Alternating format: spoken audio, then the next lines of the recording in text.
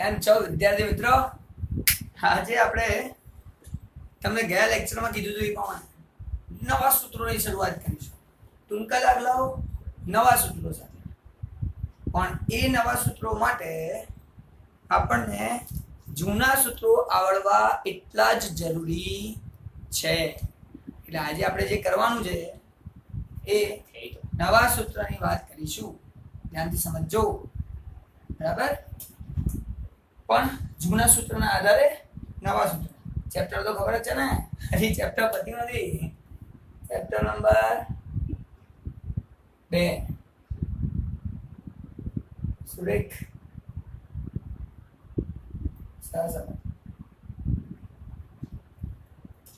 Chapter બદલાતું નથી. તો આજે આપણે નવા સૂત્ર યાદ રાખવાનો પ્રયત્ન કરીશું. એટલે જૂના સૂત્ર લખું છું. R બરાબર સિગ્મા x માઇનસ x બાર y માઇનસ y ભાગ્યા વર્ગમૂળમાં સિગ્મા x માઇનસ x બાર નો વર્ગ બીજા વર્ગમૂળમાં સિગ્મા y માઇનસ y બાર નો વર્ગ. સાહેબ આ તો સૂત્ર આવડે જ છે, ખબર છે, આવડે એટલે તો શીખવાડું છે. એના પછી આપણે નવા સૂત્રો બનાવતા શીખવાનું છે. ચાલો, r બરાબર n sigma xy sigma x sigma y ભાગ્યા n સિગ્મા x નો વર્ગ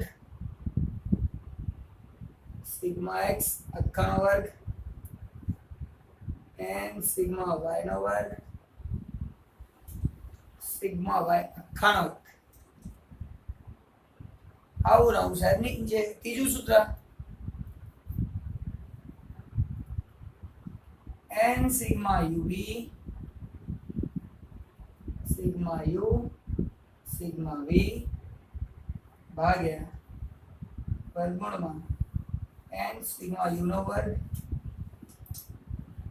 સિગ્મા u આખાનો વર્ગ બીજા વર્ગમૂળમાં n સિગ્મા v નો વર્ગ માઇનસ સિગ્મા v આખાનો વર્ગ. ત્યારબાદ ત્રણ સૂત્રો આપણે ભણી ગયા છીએ. હવે ગયા લેક્ચર્સમાં પહેલા આપણે ટૂંકા દાખલાઓ ગણ્યા છે, જે ત્રણને આધારે હતા. અમુક ટૂંકા દાખલાઓ તમને નહીં આવડ્યા હોય, તમને એવું લાગે છે સાહેબ આમાં તો બધા નવા નવા સૂત્રો હતા. એ જ નવા નવા સૂત્રો હવે આપણે શીખવાના છે. અને એ સૂત્ર બનાવવાની ટ્રીક હું તમને આ સૂત્ર પરથી પહેલા શીખવાડીશ કે આ સૂત્ર પરથી ઓલા સૂત્રો કેવી રીતે બને. ખરેખર તો ચોપડીમાં પહેલા કાર્લ પિયર્સને પહેલા જે સૂત્ર આપ્યું ને એ સૂત્ર આપ્યું છે જે બનાવતા શીખી રહ્યા. એના પછી આ બધા સૂત્રો બને. અને આપણે ઊંધું કરીએ છીએ, પહેલા આ બધું જોઈ લીધું, આના પરથી આપણે ઓલા સૂત્રો બનાવીશું જે એને પહેલા બનાવ્યા હતા. કમલ સરને તો ઓળખો છે ને, ઊંધા જ છે. ઊંધેથી ચાલુ કરે, આપણે ઊંધેથી ચાલુ કર્યું. ચલો જોઈએ, સમજો તો કેવી રીતે થાય. તો પહેલા તો આ સૂત્ર જો આવડતું હોય તો આના પરથી એક સૂત્ર આ રીતે બને. આજે ઉપર લખેલું છે ને અંશમાં, એ અંશને ભાગ્યા n કરો. આ અંશ ભાગ્યા n કરો તો એક સૂત્ર તૈયાર. તો સાહેબ એક સૂત્ર તૈયાર કેવી રીતે? આપણે એને અલગ લખી દઈએ એટલે તમને ખબર પડે. જો અહીંયા લખો સિગ્મા x માઇનસ x બાર y માઇનસ y બાર ભાગ્યા નીચે લખીશ n ભાગ્યા લખીશ n.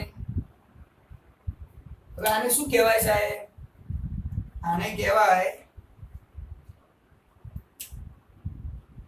s x y. અહીંયા x અને y બંને છે, આને કહેવાય sxy. બીજું આનું નામ છે સહવિચરણ. જો ગુજરાતીમાં શબ્દ વાપરીએ સહવિચરણ, સહવિચરણને આપણે કોવેરિયન્સ ઓફ xy આવું પણ લખી શકીએ. COV કૌંસમાં xy SXY બંને વસ્તુ એક જ છે. એટલે જો આપણે આ જે સૂત્ર હતું એમાં ખાલી ઉપરના અને નીચે n લખ્યું તો આપણું આ એક સૂત્ર તૈયાર. બીજું સૂત્ર બને નીચે વાળાનો ઉપયોગ કરીને. હવે નીચેમાં શું છે સાહેબ? જોઈ લઈએ નીચે શું છે. આના ભાગે n લખો આટલું લો એટલે એક સૂત્ર, આના ભાગે n લખો આટલું લો એટલે બીજું સૂત્ર. તો સાહેબ બંને સૂત્ર મારા તૈયાર થઈ ગયા. બીજું સૂત્ર બનાવીએ. હવે સમજો કેવી રીતે. નીચેના બે અલગ અલગ વર્ગમૂળમાં સિગ્મા x માઇનસ x બાર નો વર્ગ ભાગ્યા n ભાગ્યા કરવાનો છે n. તો આ આપણું થશે એક સૂત્ર s x. ચાલો અહીંયા ખાલી x જ છે તો sx, જેને આપણે કહીએ છીએ x નું પ્રમાણિત વિચલન. આને શું કહેવાય? x નું પ્રમાણિત વિચલન. એવી રીતે y નું પ્રમાણિત વિચલન. સાહેબ વર્ગમૂળમાં સિગ્મા y માઇનસ y બાર નો વર્ગ ભાગ્યા n. આને કહેવાય s y નું પ્રમાણિત વિચલન. તો અહીંયા sxy, અહીંયા sx અને અહીંયા sy. તો એક જ સૂત્ર સાહેબ, આ એક જ સૂત્ર છે. આ એક જ સૂત્રના આધારે આપણે ઉપરના અને નીચે n લખ્યું એક સૂત્ર બન્યું, આની નીચે n લખ્યું બીજું સૂત્ર બન્યું, આની નીચે n લખ્યું ત્રીજું સૂત્ર બન્યું. સિમ્પલ. હવે વિચારો, આને આપણે ઉપરવાળાને શું કહીએ છીએ સાહેબ? sxy કહીએ. આ નીચે વાળાને શું કહીએ છીએ? sx કહીએ. આને શું કહીએ છીએ સાહેબ? sy કહીએ. તો આ r નું નવું સૂત્ર તૈયાર થઈ ગયું. અહીંયા r નું નવું સૂત્ર લખ્યું છે. r બરાબર સૂત્ર બનાવી દઈએ sxy ભાગ્યા sx ગુણ્યા s. તો અહીંયા r નું એક સૂત્ર તૈયાર. એટલે તમને લોકોને r શોધવાની વાત કરે તો આ રીતે તમે r શોધી શકો. ચાલો ફરી r નું બીજું સૂત્ર. હવે આના આધારે જ બનાવી દઈએ. ચાલો આના આધારે કેવી રીતે? સિમ્પલ. આ જે અંશમાં લખ્યું છે ને, આ લોકો અંશમાં શું લખ્યું છે? sxy. આ sxy એટલે સાહેબ sxy એટલે અચ્છા અમુક લોકો છોકરાઓ કે સાહેબ ના મારે sxy નહીં મળતો કોવેરિયન્સ ઓફ xy લખવું છે.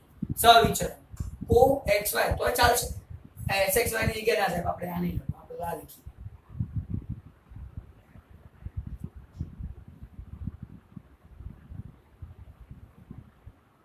બંને સરખું જ છે, કોઈ જ તફાવત નથી, બિલકુલ સરખું. એટલે કોવેરિયન્સ ઓફ xy ભાગ્યા sx. સિમ્પલ. r બરાબર આ કોવેરિયન્સ ઓફ xy sxy સહવિચરણ જે કોઈ એનું સૂત્ર આ છે. તો આની જગ્યાએ હું આ સૂત્ર મૂકી દો જે એનું છે. જોઈએ ને ધ્યાનથી સમજો. સિગ્મા x માઇનસ x બાર y માઇનસ y બાર ભાગ્યા n. આ સૂત્ર કોનું છે? ખાલી આટલા. આ બેને આપણે કશું કરવાનું નથી, બધું બદલવાનું નહીં. બધું બદલશો તો આનું આઈનું ભૂલી જશે. એટલે આ બે એમને એમ જ મૂકી દીધી. sx અને sy જેમ છે એમને એમાં કોઈ ફેરફાર કરતા નથી. સાહેબ બીજું સૂત્ર તૈયાર. કોનું બીજું? r નું. સહસંબંધ આંક શોધવા માટે પહેલું સૂત્ર આ. જે કાર્લ પિયર્સને આપ્યું હતું. આના પરથી બધા સૂત્રો બન્યા. આપણે બીજા બધા પરથી આ સૂત્રો બનાવીએ, મજા લેવાની. ત્રીજું સૂત્ર સાહેબ, આનો ઉપયોગ કરી લીધો આખો, તો આને ખોટું લાગી જાય, તો આનો ઉપયોગ કરી લઈએ આપણે.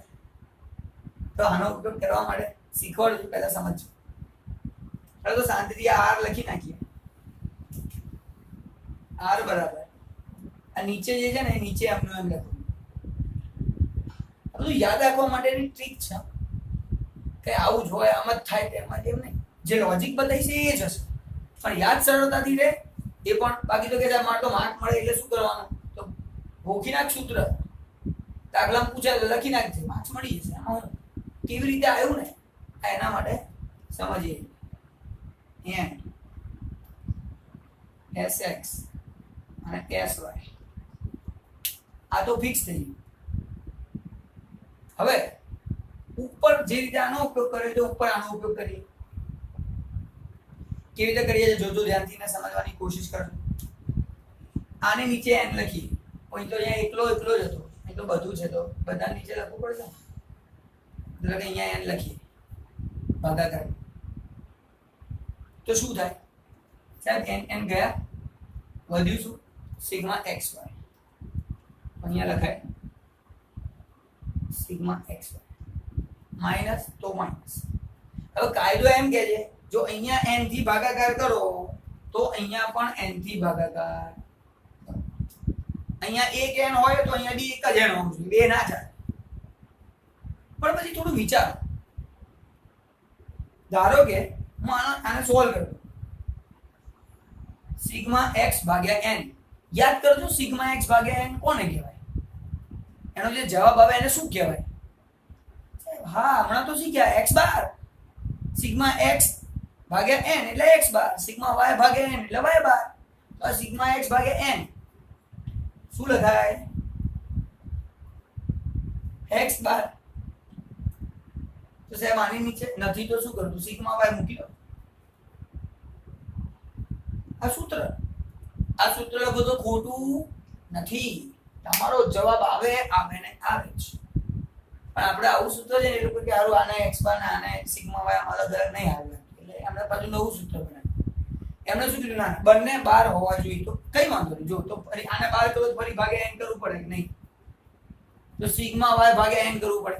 હવે અહીંયા એક n ને અહીંયા બે n ચાલે ના ચાલે? તો એમને શું કીધું ખબર છે, ગુણાકાર bn કરો. લો, એટલે ભાગ્યા n બી કરો, ગુણ્યા n બી કરો. જો n કેન્સલ, સિગ્મા y રહ્યો ના. પણ એ લોકોએ શું કર્યું ખબર છે, આને જવાબમાં લખ્યું સિગ્મા y ભાગ્યા n. આ સિગ્મા y ભાગ્યા n એનો જવાબ છે, એટલે આ સિગ્મા y નહીં લખવાનું, સિગ્મા y ભાગ્યા n એટલે y બાર લખવાનું. હવે n નું તો કશું થઈ ના શકે, એટલે n લખી નાખવાનું એમને. આ કાયદેસર ની રીતે ઉપર રકમ આવી. આ તે લીગલ મેથડ. હવે ઇલીગલ યાદ રાખવા માટે બહુ ટેન્શન લેવાનું નહીં. અમુક છોકરા કે મેલોન સાહેબ આ નીચે તો ખબર પડી ગઈ સેમ છે, પછી શું કરવાનું હોય, આ જો આ n દેખાય છે, જો ઓરિજિનલ પહેલા લખી નાખવું. જો આપણો ઓરિજિનલ દાખલો સૂત્ર, આ n થઈને પાછળ મૂકી દો. બસ આ n અહીંથી ઉઠાવો અને પાછળ લગાડ દો અને બંનેના બહાર કરી દો, પૂરું થઈ ગયું. જો n ઉઠાઈ પાછળ મૂકી દીધો, બંનેના બહાર કરી દીધા. નીચે તો આ છે એનું એ સૂત્ર તૈયાર. તો ભોગવા કરવાનું ઝંઝટ નહીં. પણ હા, લીગલી આવ્યું કેવી રીતે એ સમજાયું. એ ઓલા છોકરાઓ માટે જે આપણા બધાને ખબર છે, કહેવાની જરૂર નહીં. પણ હા, જે છોકરાઓ ખાલી ભોગવા માટે સમજવાનું નથી, ચાલશે. ફટાફટ થઈ જાય બધા સૂત્ર જોરદાર, જબરદસ્ત. એટલા માટે આ 3 સૂત્રોનો ઉપયોગ નાના દાખલાઓમાં થઈ શકે. સૂત્ર આવડ્યા પછી તો તમે બધા રાજા, કોઈ ટેન્શન જ નહીં. બધા દાખલા સારી રીતે ગણી શકાય, નાના. હવે તમે કહેશો સાહેબ અમુક નાના દાખલા તમે ગણાયા, એમાં તો આ ત્રણમાંથી કોઈ સૂત્ર વાપરતા હતા. હવે તમે કહો છો આ સૂત્ર નાના દાખલાઓ માટે ખબર કેવી રીતે પડે કે આ સૂત્ર વાપરવાના કે આ સૂત્ર વાપરવાના? હવે ધ્યાનથી સમજજો કે દાખલો જોઈને ખબર ક્યાંથી પડે કે આ 1 2 3 4 5 6 આ 6 માંથી કોઈ સૂત્ર વાપરીએ કે આ ચોંટોણમાંથી કોઈ સૂત્ર વાપરીએ. કેવું તો નક્કી કરીએ? તો સમજજો બહુ ધ્યાનથી. આને શું કહેવાય? પ્રમાણિત વિચલન. પ્રમાણિત વિચલન x નું, તો x નું પ્રમાણિત વિચલન. આ સહ વિચલન, સહ એટલે ભેગા, જો x અને y ભેગા છે તો સહ. આ એકલો x છે તો x નું વિચલન પ્રમાણિત વિચલન. આ y એકલો છે તો y નું પ્રમાણિત વિચલન. આ તો 11 માં ભણ્યા. બીજું હોય છે, ધારો કે અહીંયા sx ના હોય, sx નો વર્ગ આપ્યો હોય, sy નો વર્ગ આપ્યો હોય, ધારો કે તમને આવું આપેલું હોય, તો આ બંને પ્રમાણિત વિચલન નથી, વિચરણ છે. આ બંને વિચરણ છે. અને વિચરણ ઉપરથી પ્રમાણિત વિચલન શોધવું હોય તો વર્ગમૂળ કરવું પડે. આનું વર્ગમૂળ કરો તો x નું પ્રમાણિત વિચલન મળે. આનું વર્ગમૂળ કરો એટલે y નું પ્રમાણિત વિચલન મળે. તો વિચલન આપીએ તો પ્રમાણિત વિચલન શોધી શકાય છે ને. વર્ગમૂળ, આ વર્ગમૂળ હટાવી દો તો વિચરણ થઈ જાય. વર્ગમૂળ રાખો તો પ્રમાણિત વિચલન રહે. આ વસ્તુ 11 માં થઈ ગયેલી. એમાં કશું નવું છે નહીં. સારું, તો કહેવાનો મતલબ છે કે કોઈ પણ ટૂંકો દાખલો વાંચો, આ મોટા દાખલા તો આવે જ નહીં. આ વસ્તુ મોટામાં તો 3 સિવાય કશું નહીં થાય. અને એમાં બી જો લક્ષ આવે તો બધામાં જ વાપર. અને એક ઓલું સ્પીયરમેન નો 3 માર્ક વળતા. તો સમજજો ધ્યાનથી કે ક્યારે પણ તમને ખબર કઈ છે આ 6 માંથી કોઈ સૂત્રો આવશે. સહસંબંધકના તો 3 જ સૂત્રો હશે, પણ એની અંદરની અમુક વસ્તુઓ શોધવા માટે આનો ઉપયોગ થઈ શકે. તો દાખલાની અંદર પ્રમાણિત વિચલન, x નું પ્રમાણિત વિચલન, y નું પ્રમાણિત વિચલન, સહવિચરણ, આવું કોઈ પણ કંઈક આપ્યું હોય ને, અથવા વિચરણ, કોઈની પણ એકાદીની માહિતી આપે, એક પણ વસ્તુ આપી હોય ને એટલે સમજવાનું આ 6 માંથી જ સૂત્ર હશે. આ 3 માંથી ના હોય, કારણ કે સહવિચરણ ને બધું અહીંયા જ હોય અને આમાંથી એકેય ના હોય માહિતીમાં. એટલે સમજી લેવાનું કે આ 3 માંથી જ સૂત્ર વપરાય. નહીં તો તમને ખબર નહીં પડે દાખલા જોઈને કે ક્યારે કયું સૂત્ર વાપરવું. ચલો, મને એટલો વિશ્વાસ છે કે તમે બધા હોશિયાર થઈ ગયા. સૂત્ર તો કડકડાટ મોઢે. આ એક આવડે એટલે બીજા 4 આવડે. કેવી રીતે? સાહેબ ઉપરનું એક, બીજું, ત્રીજું, આ બધું ભેગું કરો એટલે ચોથું. અને આ એક આવડી ગયું એટલે એના પછી આનું ખાલી મૂકી દો, બીજું એમનું એમ તો 5માં. પછી આ નીચે સેમ, ઉપર આ ઉઠાઈને પાછળ મૂકી દો, x પર y બાર લગાવો એટલે 30 એક જ દાખલો નહીં કરતા. ગોળી બાર જ કરવાનો ધમાધમ. હવે તમને લોકોને હું ધ્યાન રાખજો, સમજજો. હું દાખલા ગણાવવા જઈ રહ્યો છું અને જ્યારે દાખલા ગણીશ એ આને લગતા ગણીશ. અને આજના દિવસ પછી, આજના લેક્ચર પછી તમારી ચોપડીના બધા દાખલા ટૂંકા તમે ગણી શકો છો. તો શરૂ કરું છું, ધ્યાનથી સમજજો દાખલાઓ માટે. અને તમારી ચોપડીમાંથી હું જોઈ રહ્યો છું જેથી તમને લોકોને ચોપડીના દાખલા કરાવું ને ફટાફટ બધું થાય.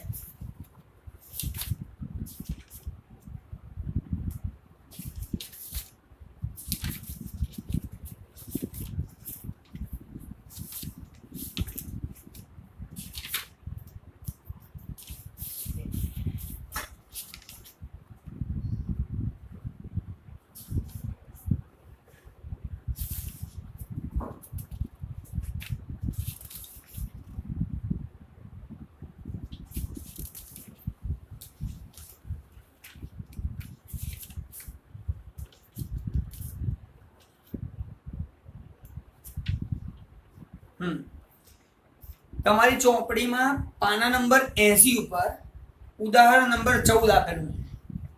એ દાખલો હું લેવા જઈ રહ્યો છું. એની અંદર 1, 2, 3 અને 4 દાખલા આપે. એમાંથી ત્રીજો દાખલો તમને આવડે. હું વાત કરું છું તમને દાખલા નંબર 1 ની. એટલે ઉદાહરણ 14 માં પહેલો દાખલો જે આપ્યો છે એના માટે હું આ રફ કરી દઉં. આની આપણને હવે જરૂર નથી.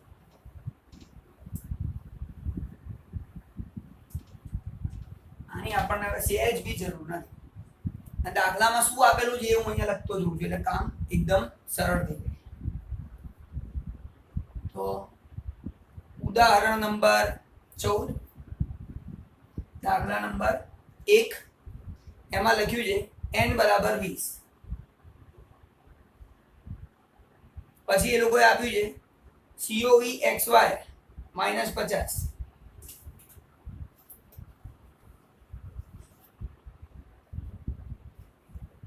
પછી એ લોકોએ આપ્યું છે અંદર SX બરાબર 15.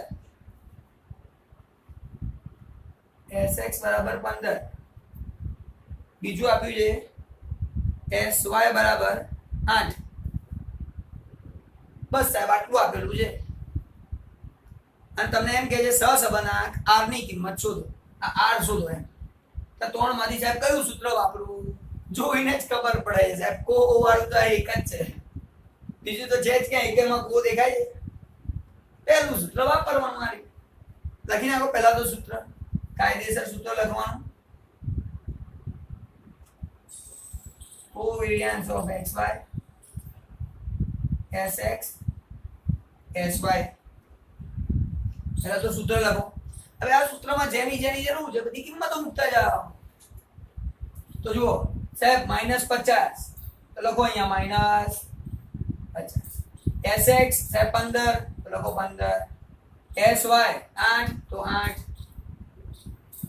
એટલે કેલ્ક્યુલેટર ની અંદર તમે 50 ભાગ્યા 15 ભાગ્યા 8 કરશો એટલે તમારો જવાબ આવશે 0.4167 -0.4167 અને તમારો જવાબ અંદાજે 0.42. દાખલો પતી ગયો. 2 માર્ક તમારા ખાતામાં. સિમ્પલ. તમને આ દાખલા ક્યારે આવડે? આ સૂત્ર આવડે એટલે આવડી જાય. અને સૂત્ર ઈઝીલી આવડે, પેલા 3 આવડે એટલે આખી ચોપડીના બધા સૂત્ર તમને તૈયાર થઈ જાય. કોઈ જ ટેન્શન થવાનું નથી. આગળ જોઈએ બીજો દાખલો. આજ ઉદાહરણ 14 માં બીજો આપેલો સાહેબ. બીજામાં શું આપ્યું છે તો લખું છું શું આપ્યું છે, વાંચું છું. n બરાબર 10. ફરીથી 10 ગમી ગયું લાગે. n 10 sigma x - xy y - y પર 60. Sigma x - xy y - y પર 60. પછી એ લોકો એવું લખ્યું છે x નું વિચરણ. એ લોકોએ શું લખ્યું છે x નું વિચરણ. એટલે આ વિચરણની વાત છે. x નું વિચરણ એટલે sx નો વર્ગ આપેલો છે. ખાસ ધ્યાનથી સમજજો.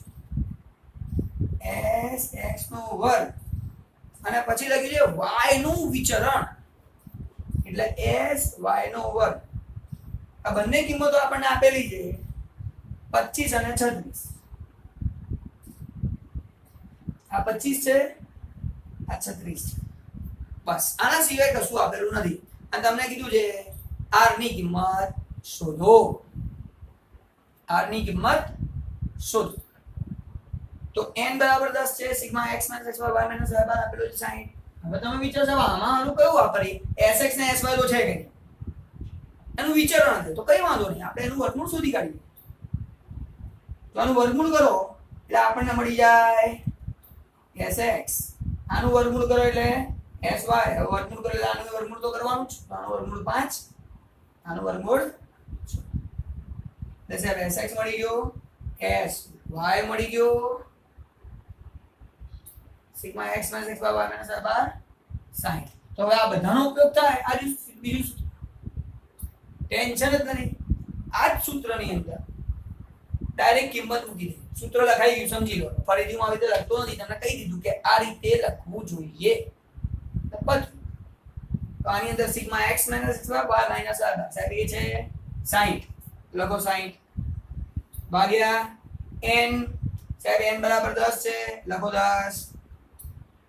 sx અને sy. સાહેબ sx ની કિંમત છે 5, sy ની કિંમત છે 6. છેદ ઉડાડીએ સાહેબ 0 0 ગયા. 6 એકા 6. 1 ભાગ્યા 5 એટલે 5 દુ 0.2 જવાબ. એટલે r બરાબર 0.2 એ થઈ ગયો તમારો જવાબ. તમને r ની કિંમત મળી એ 2 માર્ક તમારા ખાતામાં. એટલે કોઈ ટેન્શન જેવું છે નહીં, એકદમ સિમ્પલ. જો આ સૂત્ર આવડે તો દાખલા બધા સરળતાથી ગણી શકાય. કોઈ કોઈ પણ ટેન્શન વગર. એટલે છોકરાઓ હવે એક વાત સમજી લેજો મારી, કે હું તમને એવું કહી શકું છું કે મારા ભણાવવાના નાના દાખલાઓના સૂત્રો થઈ ગયા એટલે બધા જ નાના દાખલા તમે સરળતાથી કરી શકો છો. આગળ બીજા પ્રકારના નાના જે હતા, જે આના આધારે હતા, ઓલા મોટા દાખલાના આધારે, મોટા સૂત્રોના આધારે, એ પણ થઈ ગયા. હવે બધા જ દાખલા તમારી ચોપડીનું, તમારો હોમવર્ક શું છે ખબર છે? તમારી ચોપડીમાંથી જેટલા પણ નાના દાખલા હતા, આને લગતા હોય, ઓલાને લગતા હોય, બધા સ્વાધ્યાયમાંથી, પહેલા સ્વાધ્યાય, બીજું સ્વાધ્યાય, ત્રીજું સ્વાધ્યાય, જેમાં જે જેટલું આપે 1, 2.1, 2.2 જેટલામાં બધું જ તમારે જાતે ગણવાનું. ના આવડે એ મને ડિફિકલ્ટીમાં પૂછવાનું. હવે તમારું કામ શું છે ખરેખર સમજો ને ધ્યાનથી.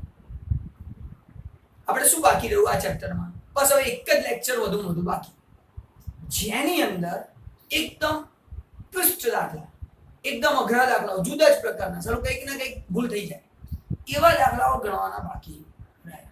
બાકી આપણું ચેપ્ટર પૂરું સમજો. એ તો ટ્વિસ્ટ કેવા હોય, બહુ અઘરું પેપર કાઢવું હોય ત્યારે એ વસ્તુ નાખી દેવાની. એટલે હવે આપણે છેલ્લું લેક્ચર જ્યારે લઈશું ત્યારે એવા પ્રકારના દાખલાઓ કરીશું. બાકી બધી થિયરીને આ તે બધું તૈયાર કરીને લખી નાખવાનું. ભાઈ મળીએ છે બીજા લેક્ચરમાં ટિપિકલ દાખલા, અઘરા દાખલાઓ સાથે.